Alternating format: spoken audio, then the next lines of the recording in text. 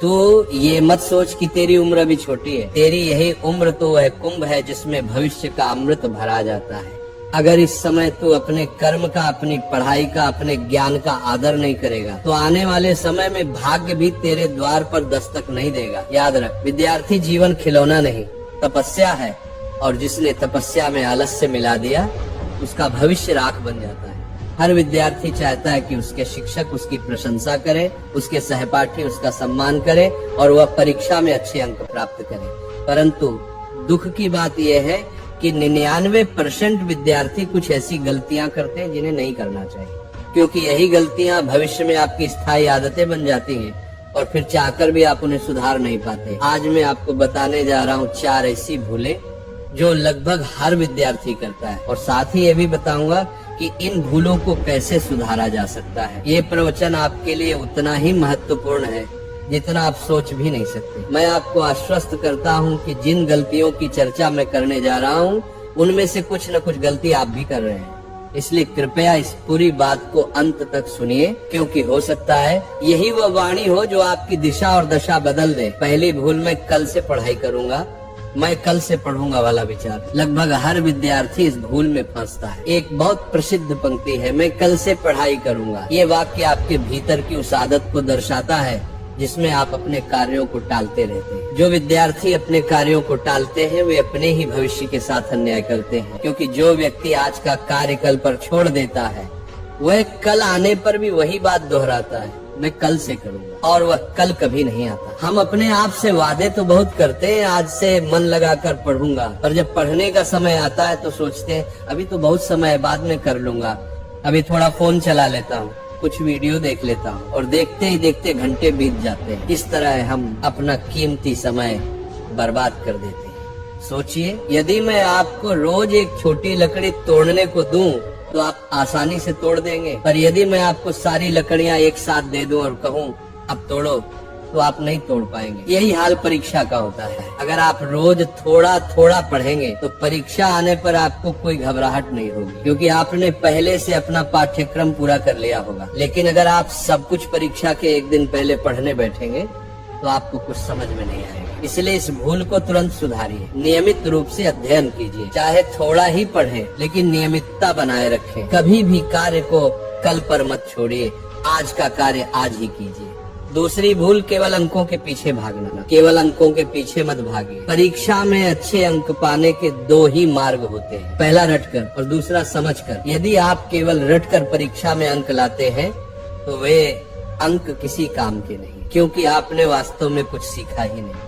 वह तो केवल कॉपी पेस्ट का काम हुआ। मैंने अनेक विद्यार्थियों को देखा है जो केवल रटकर पास होते हैं लेकिन जीवन में कुछ नहीं कर पाते, क्योंकि उन्होंने कभी कौशल और आत्म विकास पर ध्यान नहीं दिया। वहीं मैंने ऐसे भी विद्यार्थी देखे हैं जिनके अंक बहुत ऊंचे नहीं थे, पर उन्होंने अपने कौशल पर, अपनी समझ पर ध्यान दिया और आज वे सफल हैं, बड़े बड़े उद्योगों के स्वामी हैं या अपना व्यवसाय चला रहे हैं। इसलिए अंकों को उतनी ही महत्ता दीजिए जितनी वे वास्तव में रखते हैं, न उससे अधिक न उससे कम। अध्ययन का उद्देश्य केवल अंक नहीं बल्कि ज्ञान होना चाहिए। जब आप पढ़ते हैं तो ऐसा महसूस होना चाहिए कि आप एक खेल खेल रहे हैं जिसमें आनंद भी है और मस्तिष्क भी तीक्ष्ण हो रहा है। हमेशा याद रखिए, जो कुछ भी पढ़ें उसे इस भाव से पढ़ें कि आज मुझे कुछ नया सीखना है। जब ये भाव आएगा तो अंक अपने आप बढ़ेंगे और जीवन में प्रगति भी स्वतः होगी।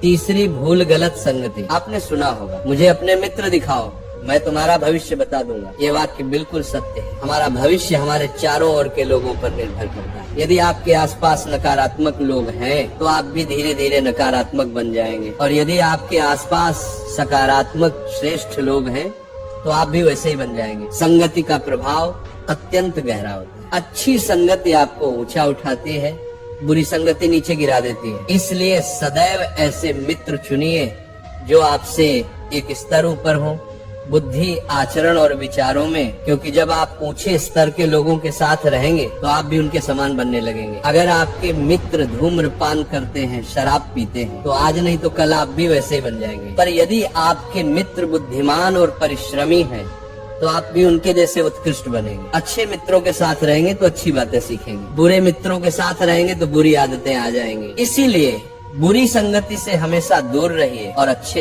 विद्वान, समझदार मित्रों का साथ चुनिए। चौथी भूल, सोशल मीडिया का दुरुपयोग। सोशल मीडिया का निर्माण इसलिए हुआ था कि हम अधिक से अधिक लोगों से जुड़ सके, अपना ज्ञान साझा कर सके। लेकिन दुर्भाग्यवश आज हम सोशल मीडिया का उपयोग केवल समय नष्ट करने के लिए करते हैं। सच तो यह है कि हम सोशल मीडिया का उपयोग नहीं करते, बल्कि सोशल मीडिया हमारा उपयोग कर रहा है।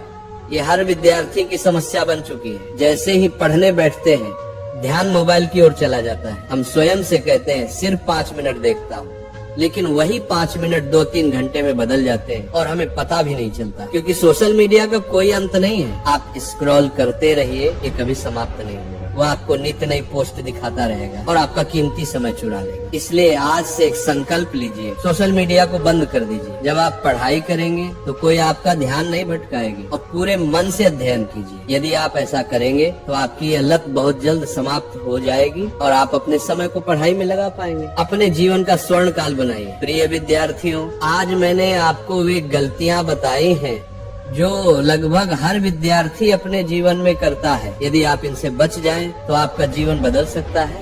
जो समय आज आप सही दिशा में लगाएंगे, वह आने वाले कल में ऐसे परिणाम देगा जिसकी कल्पना भी आपने नहीं की होगी। आप अपनी कक्षा में सबसे आगे निकल सकते हैं। केवल कक्षा में ही नहीं, बल्कि संसार में वो कर सकते हैं जो किसी ने सपने में भी नहीं सोचा। अपने ऊपर विश्वास रखिए। आज जो बातें मैंने कही हैं, उन्हें जीवन में उतारिए। इन बुरी आदतों को अपने जीवन से निकाल फेंकिए। फिर देखिए, आपका जीवन इतना सुंदर, इतना प्रकाशमय बन जाएगा कि आप स्वयं अपने आप पर गर्व करेंगे।